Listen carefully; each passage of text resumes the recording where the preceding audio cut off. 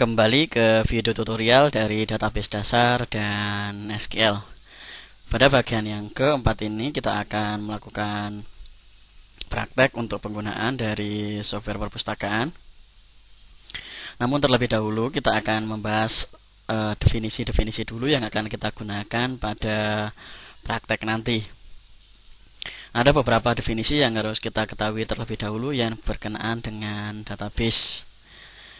Definisi tersebut adalah database.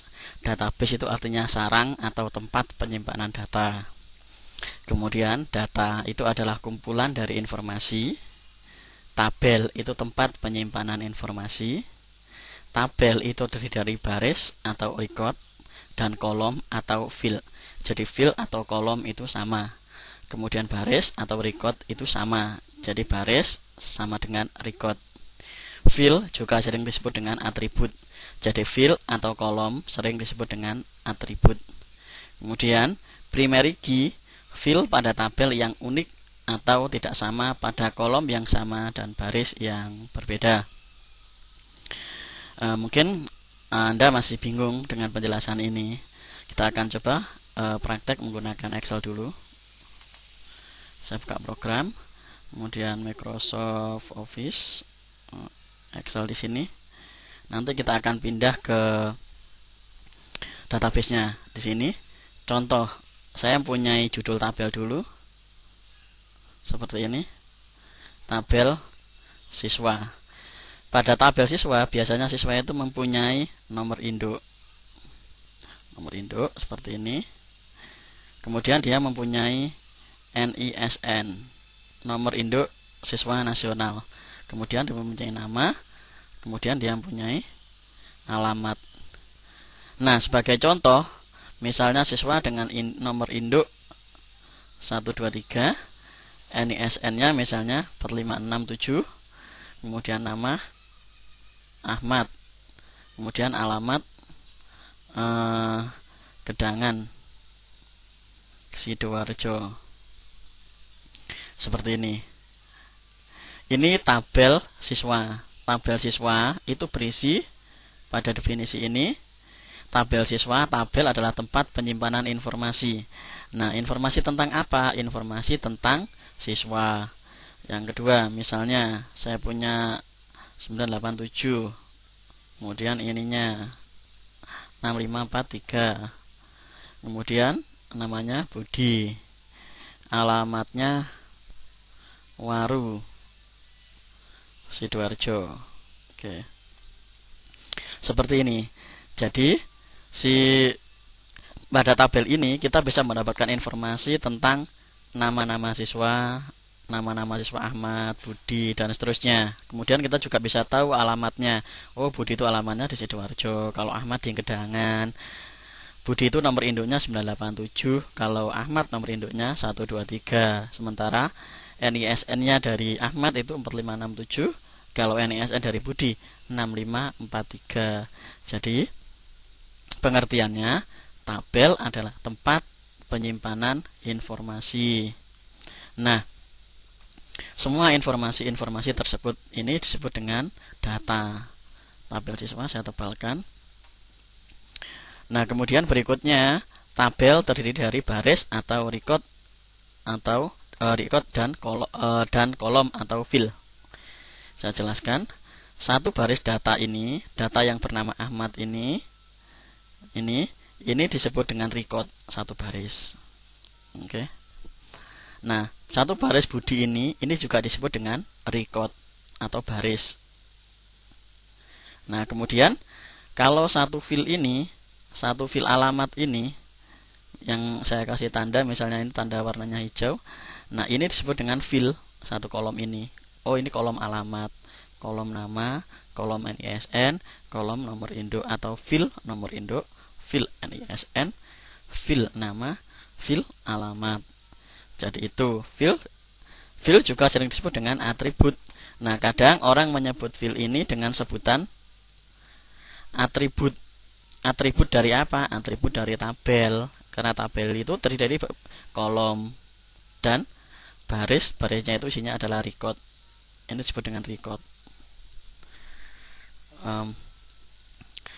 Kemudian primary key, fill pada tabel yang unik atau tidak sama pada kolom yang sama dan baris yang berbeda. Nah, pada data ini kolom nomor induk ini bisa kita jadikan sebagai primary key. Kenapa? Karena tidak mungkin ada nomor induk yang sama dalam satu sekolahan. Kalau nama yang sama bisa terjadi. Makanya nama ini tidak boleh dijadikan sebagai primary key. Key itu disebut kunci. Key itu kalau bahasa Inggris, kalau bahasa Indonesia adalah kunci. Kunci yang membedakan antara record yang satu dan record yang lain. Jadi seperti itu. Jadi di sini fill pada tabel yang unik atau tidak sama pada kolom yang sama dan baris yang berbeda. Jadi sederhananya fill adalah kunci yang membedakan. Kita juga bisa meringkasnya dengan sebutan atau kunci yang membedakan antara baris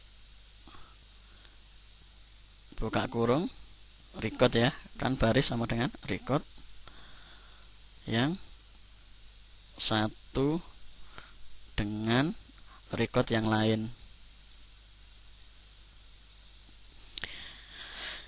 Jadi itu primary key adalah fill pada tabel yang unik atau tidak sama pada kolom yang sama dan baris yang berbeda, atau kunci yang membedakan antara baris atau record yang satu dengan record yang lain. Di sini terdapat dua record.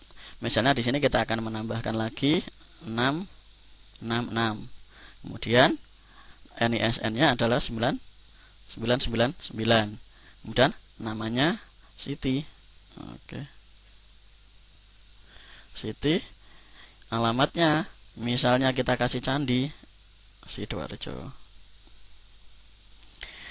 Nah, primary key adalah kunci ini. Jadi dalam satu kolom ini tidak boleh ada yang sama itu dengan kunci. Kalau ini boleh ada yang sama. Contoh lagi, saya punya data 77. Kemudian NSN-nya 988 4 kali. Namanya Ahmad juga. Ahmad, tapi Ahmad ini tinggalnya di Buduran Sidoarjo. Seperti ini. Jadi dalam satu kolom alamat ini ada yang sama. Nah, ini tidak bisa dijadikan sebagai key. Nah, yang bisa dijadikan sebagai key adalah nomor induk, karena nomor induk ini tidak mungkin sama. Jadi di dalam sebuah sekolahan nomor induk itu tidak pernah ada yang sama.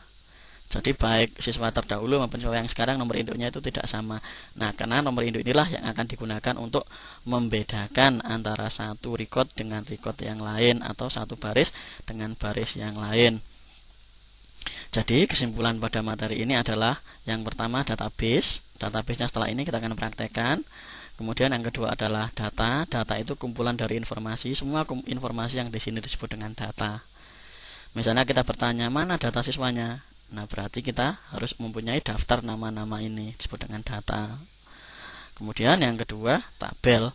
Tabel adalah tempat penyimpanan informasi. Nah, keseluruhan ini disebut dengan tabel. Ini disebut dengan tabel.